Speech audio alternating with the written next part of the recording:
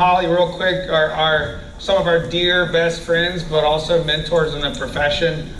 They've earned over $20 million in the profession.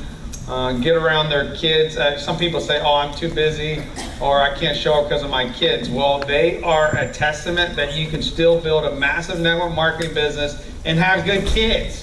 I mean, you get around their kids, you tell they had good parents. So don't tell me you can't raise your kids and they still turn out well and do this massively, right? Happy, Holly? That's right. And cautious, Corbin? All right, so first question for both of you. Your background before network marketing, did y'all have humble beginnings? Or were you Do you mean background, like growing before up? Y'all, yeah, like were y'all like come from a successful family? I would say I came from a single mom. My parents divorced when I was about 8 years old, and we moved to 6 different states in 6 different years. So grades like 3 through 9th, I went to a different school every single year. I think that that's really probably why it's easy for me to make connections and friendships, because every year I was placed in a different city and state for 6 years, trying to meet new kids at school. And so that was really easy for me. Single mom, lived in an apartment living my whole life growing up until really later on in high school when we finally were able to get one of our first homes. And so, I saw a mom who worked really hard. She had a strong work ethic, raising 2 young daughters on her own, out of state, away from where my dad lived. And so I saw that in her. I mean, I remember being at one of the little townhomes we lived in and we had a little convenience store that just opened up, like the first convenience store in North Dakota across the street. And my mom would have to work late hours. And so my sister and I would be 8, she was 3, and we'd walk across the street and we'd have... Busy street. Yeah, and they got a microwave. We were so excited because I didn't have a microwave. So we'd have like the raviolis in a can, or we would just make a little frozen pizza that we stuck in the microwave. And that's how we would get through. That's how we would have dinner. And so I saw what my mom did, but I also knew that I wanted different. I got her work ethic, but at the same time, I wanted to go out there and do something different for my family. That struggle placed the drive in you. Yeah. For sure. All right, Corbin. Cautious Corbin. I don't like that. Cool and calculated Corbin. That's good, calculated, Corbin. I had the most amazing mom and dad, I must say. Wonderful Christian mom and dad that made sure we were in church Sunday night, Monday, Wednesday. Southern Baptist, if you can't tell. And then I decided, then my father passed away when I was 16. We lived in California until I was 12. We moved to Oklahoma. I'll never forget the day they told me we were moving from, we lived right by Malibu, and they said, oh, we're moving to Oklahoma. And I went, what? What? And we went there, but I know why we went there, because my mom's, all the family was in Oklahoma, and my dad wasn't going to live much longer, and for her to be home and around a support system was huge. But when he passed away, we had not a lot of anything. Just that generation that didn't think the what ifs. They just lived for the day, and decided I wanted to go to college and had no means to go to college. And so I decided I wanted to better myself, and I put myself through college. And I worked at the post office sorting mail at 4:30 in the morning. And I worked at the country club serving the rich people meals in the evening, and still found time to party my ass off. Butt off, sorry. You're in charge. It is PG, I saw a baby over here. Kind of lost my way a little bit through that. Very rebellious, very hurt, mad at God, mad at life, and then found her. Well, I had Jesus always. Yeah. She's straight. That the old you fall away but you'll come back. Yeah. That God talks about. That was me, but she was a big part of that. Amen. Oh, I love that. I've never knew you worked at the post office. Yeah, I could sort mail with the best of them. I wasn't that go postal guy you hear about that came in with the guns and took out half the. I thought about it. Sorry. I got a clock somewhere. Okay, so then you kind of started, I actually think maybe it would be cool just maybe jump in right here with you, Corbin, because you're on this track, right? So, college, and then what did you do like in your last life as a career? I it was kind of interesting. I was walking across graduation stage in college, and there was a guy in front of me, and I had a few marketing classes with him, and he asked what I was doing now that it was graduation, and we graduated right at the first Gulf War. Gives you my age, 1990, and nobody was hiring. Nobody was hiring, and I took a job with Walmart, not in the stores, but to go to corporate headquarters and work. And I asked this guy, what are you doing? And he said, oh, there's this new company out called New Skin, and I'm going to go represent their products. And I said, well, what is that? And he goes, have you ever heard of residual income?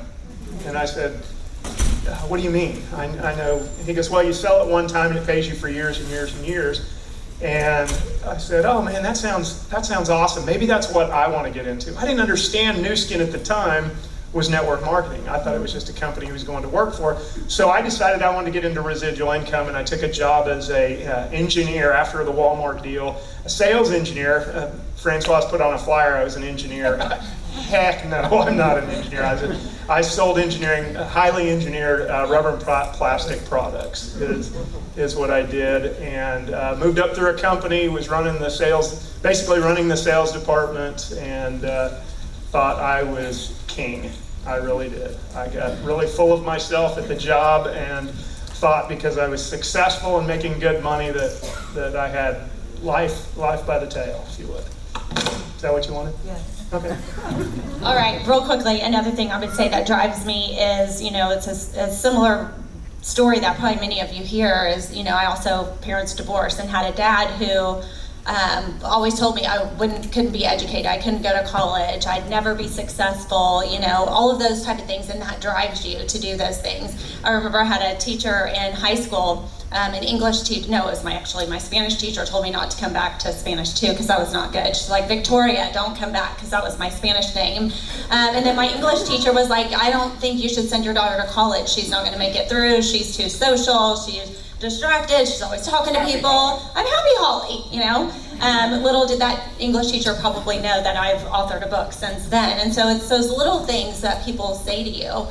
So I got out of college, I actually sold billboards. So if you see the billboards driving down the street, I did that my first year out of college. And then really, I wanted to do pharmaceutical sales. That really was my dream and goal as I got out. I went into marketing. And so just had Dakota, my youngest son. He was 6 weeks old. I took a job with a pharmaceutical company, left for 2 weeks and went to training up in New York City from Oklahoma. Corbin had to stay with Dakota with him just being a young baby, but it was my dream and goal to get to do that. And I really thought I would be, president, like the, regional sales manager of that company, president of the company, CEO. I was a corporate gal. But then after the kids were born, the second was born, I realized quickly that I wanted to be able to stay home with them and do something from home. Awesome. So I guess that might answer the question, but the real deep desire once you said yes to network marketing, other than what if we missed it, which is a good reason, right? What was the pain point for you before Corbin said yes? Was there pain, or was it just you wanted to do something? For me, really, I loved being home with the kids, but I also loved to work, and so there was a reason that I was able and blessed enough to be home. But I also knew I'd like to contribute. I was driven by being around other people. I loved the community of people, and if I could just make some money on the side doing it, it'd be great. So when my brother-in-law approached me about this industry, at first when he said it was network marketing, we said over my dead body. I mean, there's no way we're going to do it. But when I really started to... Did you say that, or? He said that to me, over my dead body, you're not going to do it. But I honestly was never really interested. I got invited to all the parties. I went to every one of my friends' parties. I supported them, and I bought stuff. No one ever approached me to join the business, ever. I mean, how foolish. But at that time, y'all were doing, Corbin was doing phenomenal. He doesn't talk about this. Yes. How much are you making a year, Corbin? I was making over $500,000. So $500,000 is corporate job. So, it wasn't like a big need for them. So they were successful, but also you heard for where Corbin came from. So you can be successful coming from nothing. That's the key. So then you said yes because you're... Well, I said yes because my brother-in-law told me about it. He's a PJ golfer, but the company was 18 months old, and I have heard of the industry, and different companies had grown throughout Tulsa, and I thought, what if? What if this is the next biggest thing? And I had said no, why wouldn't we do it?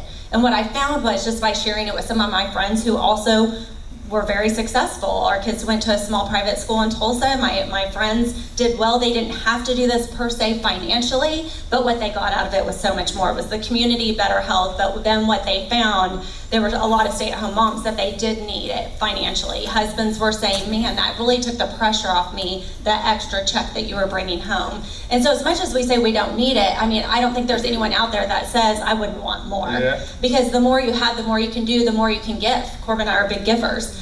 What we found through this industry is the more we made, the more we could give and give to our community, church, people in need.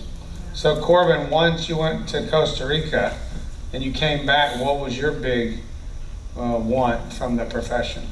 You know, I don't know if I really had that pain point of, God, gotta find something else per se. You know, there was. You didn't want to get on your job?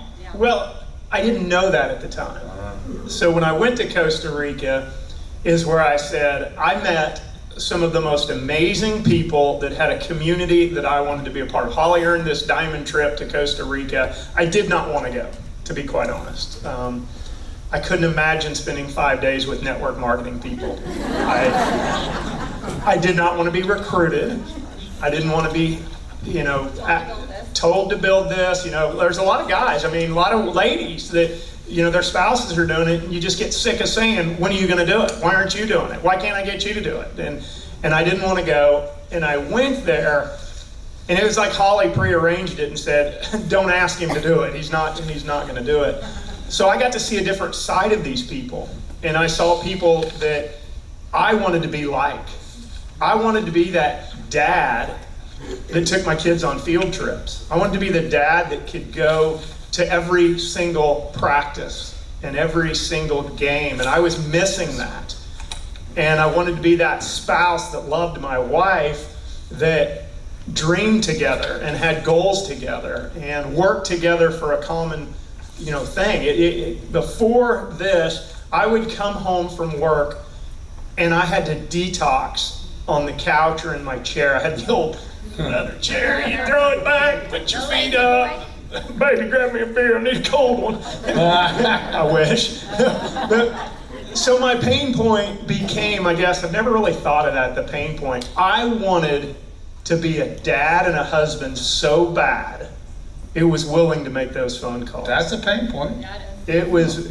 I never thought about it though as a pain point. I've never heard that It was. that term, but yeah, I guess it was. And You want to be more present. yeah, I was, life was flying by for me, and I was losing my wife, and I was not getting a relationship with my children. Oh.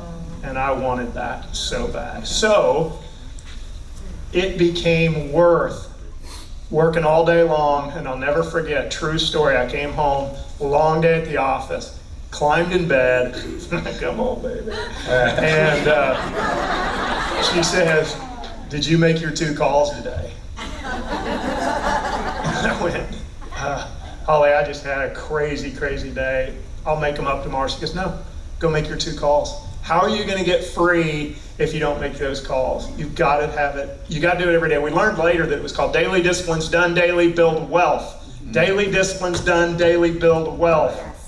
And Holly had the daily disciplines for this business. I did not. And she kept grinding on me. You got to do it. You got to do it. You want to be free. And I did. And She was his mentor.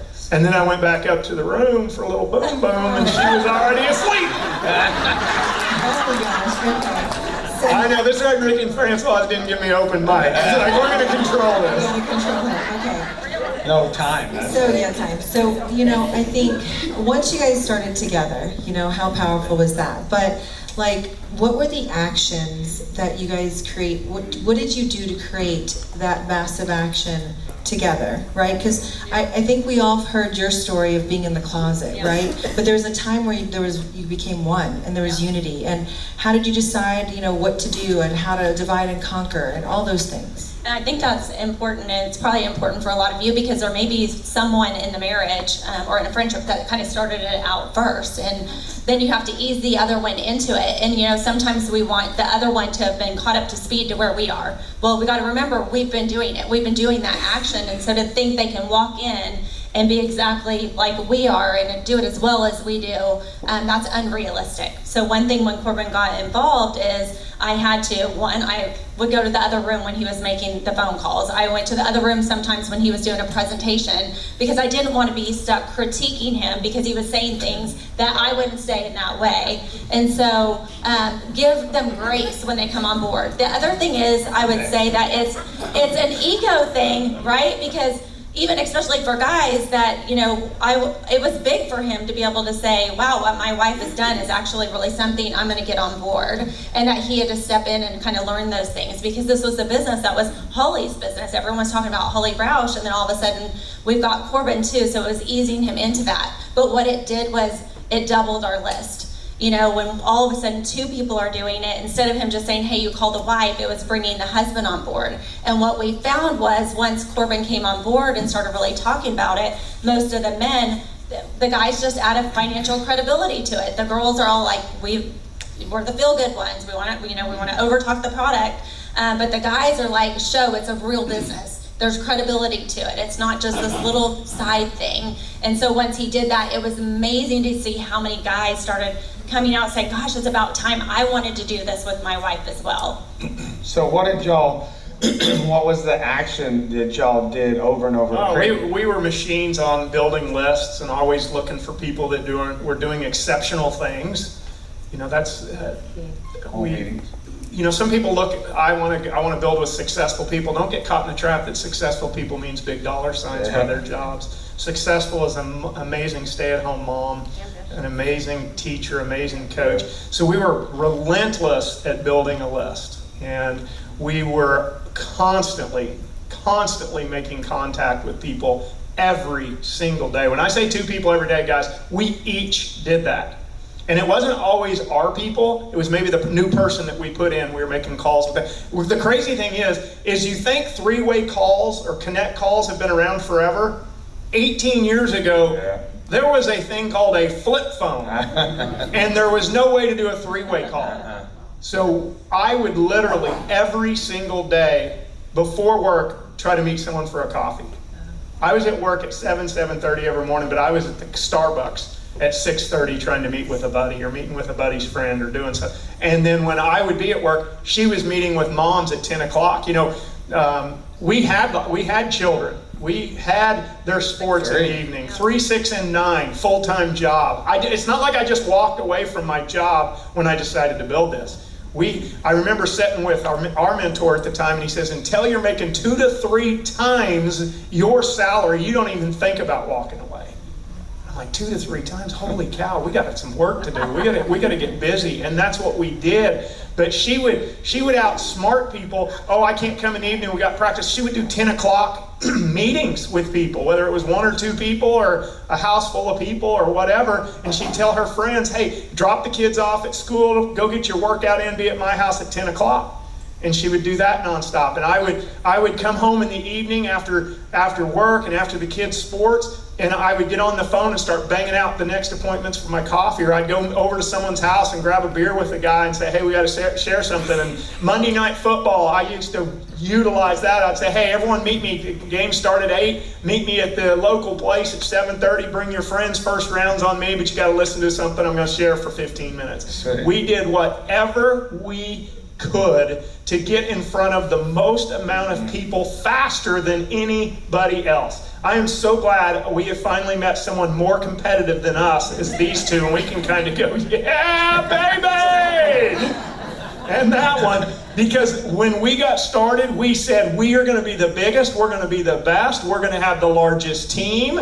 And you know what we did? We went out there in a company that did $1 billion in 3 years, and we were responsible for 40% of it. We went out and no experience. I want you to hear that. No experience, no upline, no 3-way call capabilities, no Zooms, no Facebook. We put 250,000 people in the business by going out and getting freaking busy. And we still had busy. I just want how many home meetings? He got me fired up. Easily. Come on, Ricky! I'll let tell you, easily, we were doing I was doing 4 and 5 home meetings every single week. You know, I see a lot of calendars and people are like 1 every other week or what. Yeah. I'm telling you, more meetings means more money. And right now, more than ever, people want to connect. They want to be face to face. I love Zooms. Those are great, especially when someone's in another part of the United States and you can't get to them. Those are great. Utilize them. But there is nothing better than being face-to-face. When you sit on a Zoom, people are turning off their cameras. Every time I do a Zoom presentation or I do a Zoom training, cameras are turned off, which means people are probably doing other activities. They're not paying attention. There are distractions. When I see you face-to-face in a home, you're paying attention. You took time, you sacrificed out of your schedule to get there. And some people don't want to hear this, that they are like, I don't want to do meetings. It's not about you. It's about your team. I didn't do meetings because I wanted to do them. I didn't have people at my house because I loved it. I did it because the people that I was bringing into this business, I had to set them up to succeed, not fail. And the way they would succeed is for me hosting opportunities for them to be their friends so that they could learn. And so the more opportunities you give your team for people to come and learn, the bigger your business will grow. And that's why we have one of the largest business in North America. It's why we have one of the largest teams here. It's why Ricky and Francois and the U Crew team truly that are doing it. It's why y'all are growing and some of the biggest in the entire company.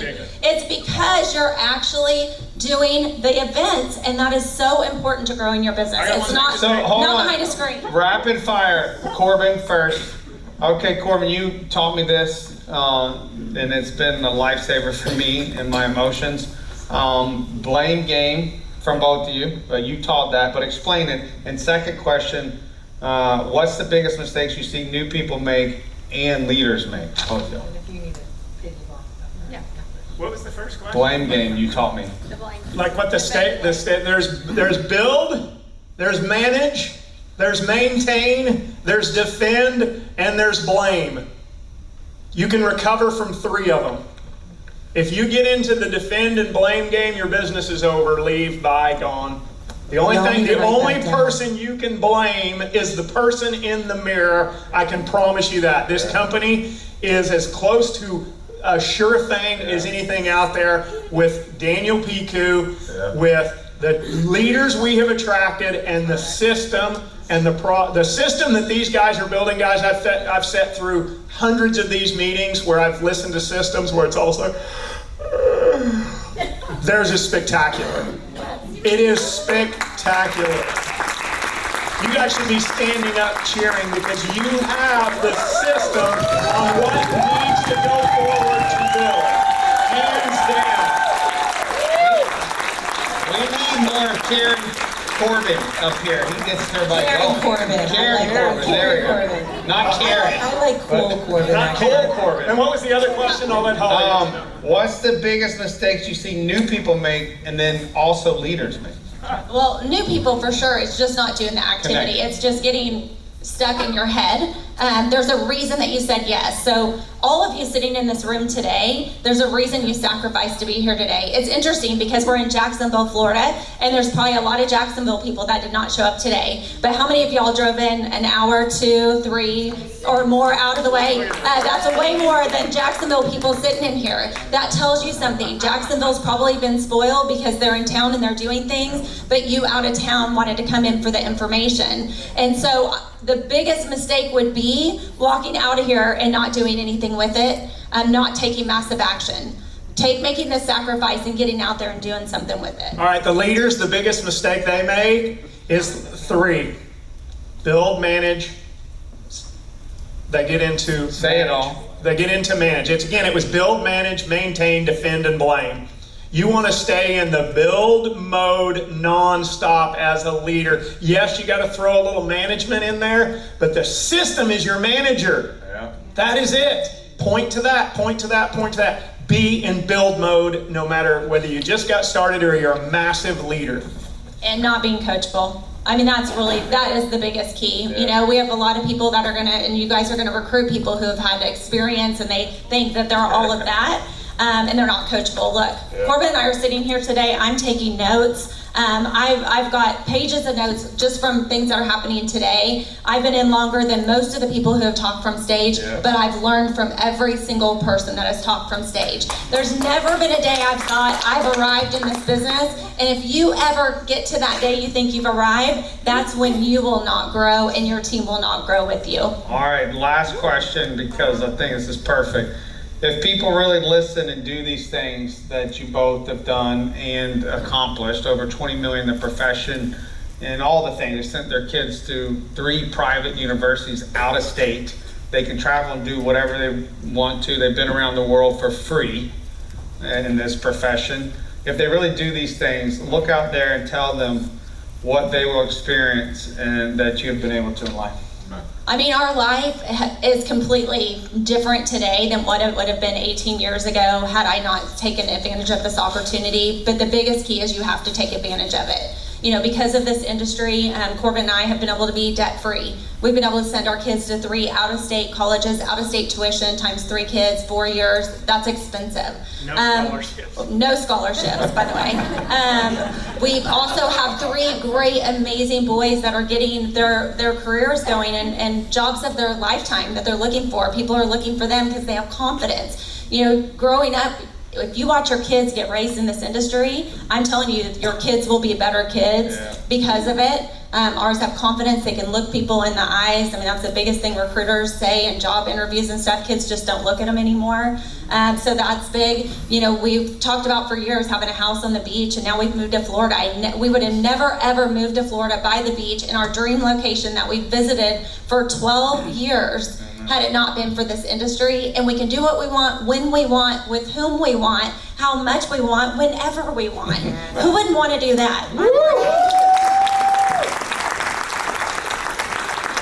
You know, we made a ton of sacrifices to get to where we are, with missing lots of football practices, lots of soccer practices. There'll be many more. But we were there when it mattered most to our kids. We could live, Holly likes to say it, live our life by design, and that's what we did. But we made sacrifices along the way. You know, it was funny, when we started really having massive success in this business with a lot of the people that were mentoring us and stuff, they went out and spent money like it was going to be there forever.